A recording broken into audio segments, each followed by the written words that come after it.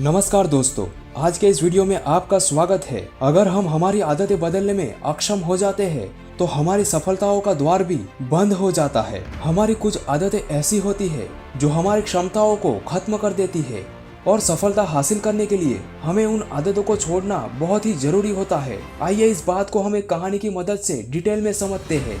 बहुत समय पहले की बात है। एक राजा को उपहार में किसी ने बाज के 2 बच्चे भेंट किए। वो दोनों बड़े ही अच्छी नस्ल के थे और राजा ने कभी भी इससे पहले इतने शानदार बाज नहीं देखे थे। राजा को वो दोनों बाज बेहद ही पसंद आए। राजा ने फौरन ही उनकी देखभाल के लिए एक अनुभवी व्यक्ति को नियुक्त कर दिया। जब कुछ महीने बीत गए तो राजा ने बाज को देखने का मन बनाया और उस जगह पर पहुंच गया जहां उन दोनों को पाला जा रहा था। राजा ने देखा कि दोनों ही बाज काफी बड़े हो चुके थे और अब पहले से भी काफी शानदार लग रहे थे। राजा ने बाजों की देखभाल कर रहे आदमी से कहा, मैं उनकी उड़ान देखना चाहता हूँ, तुम उसे उड़ने का इशारा करो। आदमी ने ऐसा ही किया। इशारा मिलते ही दोनों बाज उड़ान भरने लगे। फिर जहाँ एक बाज आसमान की ऊंचाइयों को छू रहा था, वहीं दूसरा कुछ थोड़ी ही ऊपर जाकर वापिस आकर एक डाल पर बैठ गया।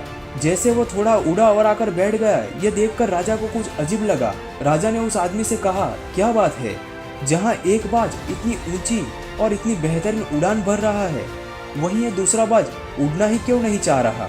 उस आदमी ने कहा, जी हुजूर, इस बाज के साथ शुरू से ही यही समस्या है। वो थोड़ी ही ऊपर उड़ता है और बाद में आकर इस डाली पर बैठ जाता है। राजा को दोनों ही बाज बहुत ही प्रिय थे। राजा दूसरे बाज को भी वही पहले बाज की तरह उड़ता हुआ देखना चाहता था। अगले ही दिन पूरे राज्य में राजा ने ऐलान करवा दिया, जो व्यक्ति इस बाज को ऊंचा उड़ाने में कामयाब होगा उसे ढेरों इनाम दिया जाएगा। फिर क्या था, एक से बढ़ के एक विद्वान आए और बाज को ऊंचा उड़ाने का प्रयास करने लगे। कई हफ्ते बीत जाने के बाद भी बाज का वही हाल रहा।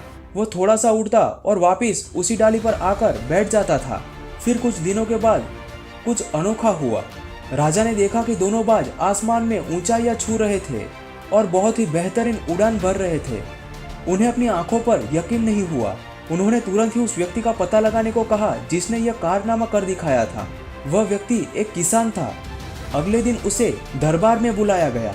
दरबार में हाजिर होने के बाद उसे ढेरों इनाम और स्वर्ण मुद्राएं भेंट की गई। बाद में राजा ने उस किसान से कहा, मैं तुमसे बेहद ही प्रसन्न हूँ। बस तुम मुझे इतना बता दो कि जो काम बड़े बड़े विद्वान न कर पाए वो तुमने कैसे कर दिखाया। किसान ने कहा, मालिक, मैं तो एक साधारण सा किसान हूँ। मैं ज्ञान की ज़्यादा बातें नहीं जानता हूँ।